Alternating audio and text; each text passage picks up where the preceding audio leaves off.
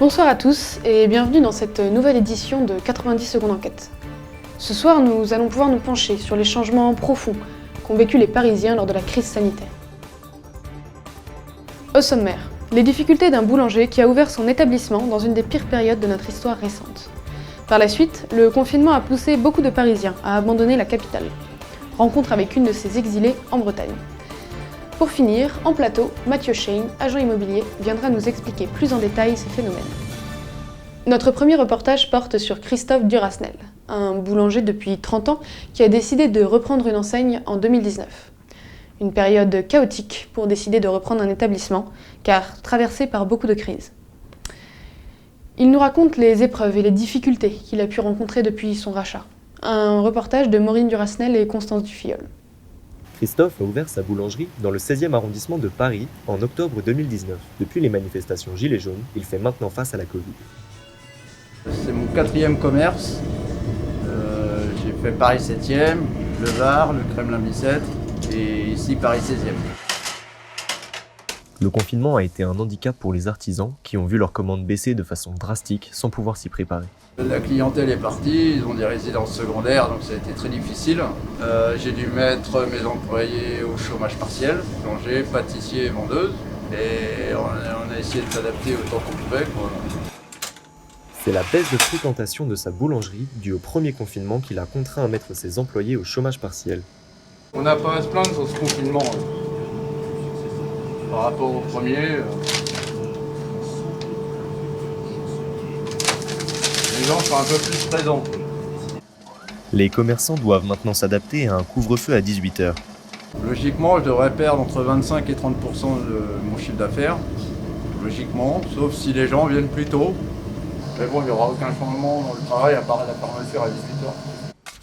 Les aides de l'État visant à prendre en charge 70% des coûts fixes des entreprises ne concernent pas les boulangers.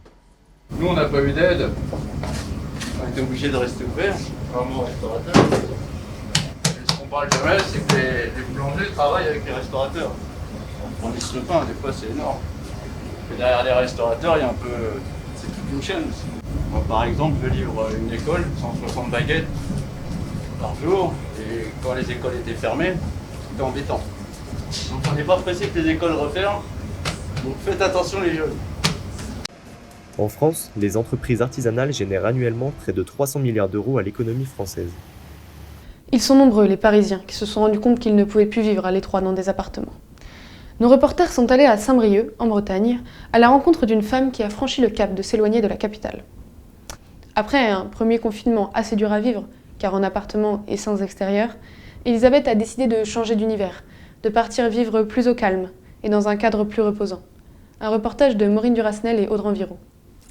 C'est à Saint-Brieuc que nous retrouvons Elisabeth, qui, comme beaucoup de Français, a décidé de quitter la capitale à l'issue du premier confinement. En fait, avant, on n'imaginait pas quitter la région parisienne. Et puis finalement, quand on a fait estimer notre appartement, on s'est rendu compte qu'on pouvait acheter une maison grande comme celle-là pour le même prix. Enfin, on était un peu sidérés, quoi, de pouvoir offrir une grande chambre à chaque enfant. J'ai jamais imaginé faire ça. Il y a des travaux quand même, quoi. Mais par contre, l'avantage, c'est qu'on a quand même déjà trouvé des artisans. Et par exemple, aujourd'hui, il va y avoir des mesures prises pour refaire la façade. Cet événement a été un élément déclencheur pour cette citadine à la recherche de calme et de verdure. Pour le premier confinement, on s'est retrouvés dans notre appartement de 75 mètres carrés sur Versailles. Ça a été très compliqué parce que les enfants qui n'avaient plus cours ont décidé de revenir avec nous. Et on s'est retrouvés 5 dans l'appartement. Déjà, on trouvait que c'était trop petit, mais là, ça nous a vraiment confirmé que c'était trop dur de vivre dans un système un peu clos et sans extérieur, quoi. C'est un véritable retour aux sources pour elle et son mari, qui ont choisi de retourner sur les terres de leur enfance.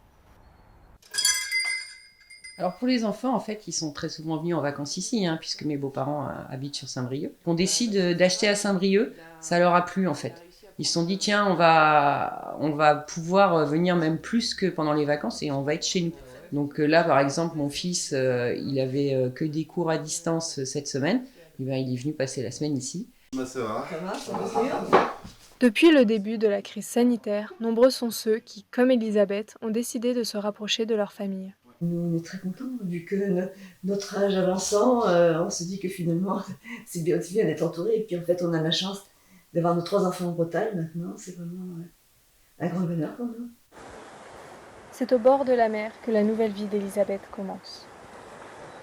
Dans le dernier reportage que nous avons pu voir, Elisabeth Dufilleul nous a beaucoup parlé de sa migration et de son exil en Bretagne. Mais aujourd'hui, nous recevons Mathieu Cheyne, expert en immobilier sur notre plateau, qui va pouvoir nous expliquer un petit peu plus en détail ce genre de phénomène. Donc, bonjour Mathieu. Donc, est-ce que vous pouvez vous présenter rapidement et nous expliquer ce que vous faites dans la vie comme travail ? Alors, je m'appelle Mathieu Cheyne, moi je suis adossé à un réseau de mandataires indépendants en immobilier. Je travaille sur le sud parisien et j'ai pu développer une équipe commerciale de 40 personnes. Quels profils principaux en termes d'acquéreurs vous avez pu rencontrer du coup à l'issue de ces confinements ? Le profil acquéreur, il a eu deux types de personnes. Il y a eu les gens qui habitaient localement, qui se sont aperçus qu'ils habitaient dans un appartement ou une maison un peu trop petite. Donc ils ont cherché à s'agrandir, notamment sur l'espace extérieur. Et on a eu également le Parisien qui a eu 2 ajustements, soit partir à 2 heures de train ou à 1 heure de train de Paris, parce qu'il a la capacité de télétravailler sur une plus grosse partie de la semaine, soit rester en proche banlieue parce qu'il télétravaille que 1 ou 2 jours par semaine. Pensez-vous que c'est cette volonté des Parisiens en fait, d'aller vivre plus simplement en province ou en grande couronne, est-ce que c'est un événement en fait, qui va être assez anecdotique et qui va s'éteindre avec la crise sanitaire ? Ou est-ce que ce mouvement, en fait, il existait déjà, il a été accentué ? Le marché a été déporté de 2 mois. Il faut savoir que les 2 mois de confinement correspondaient aux 2 mois les plus importants de la période de l'année en termes de transactions immobilières. D'à peu près de mars, avril, mai, vous avez 70% des transactions qui se font. Et donc là, on a décalé le marché à partir du 11 mai. Donc c'est vrai qu'on a eu des gros pics d'affluence et énormément de travail sur la période de mai, juin, juillet. Août a été une période de repos et on a eu encore énormément d'activités sur septembre, octobre et à nouveau, deuxième confinement, ça s'est ralenti. Est-ce que vous avez observé une hausse des prix pour les maisons et pour les acquisitions en province ou une baisse par exemple de ceux des appartements parisiens ? Vous allez avoir 2 phénomènes et on va dire que l'appartement parisien ou la maison parisienne, son prix a un petit peu flambé, voire dans certains cas énormément flambé. Mais vous avez l'appartement qui va être mal situé, qui lui va vraiment avoir eu une décote importante. Et donc derrière, un manque d'attractivité clairement. Merci beaucoup en tout cas pour cette intervention Avec qui nous a bien éclairé en tout cas sur les flux immobiliers. Donc ce sera tout pour l'émission d'aujourd'hui, mais nous vous retrouvons avec plaisir mercredi prochain pour une nouvelle édition de 90 secondes enquête.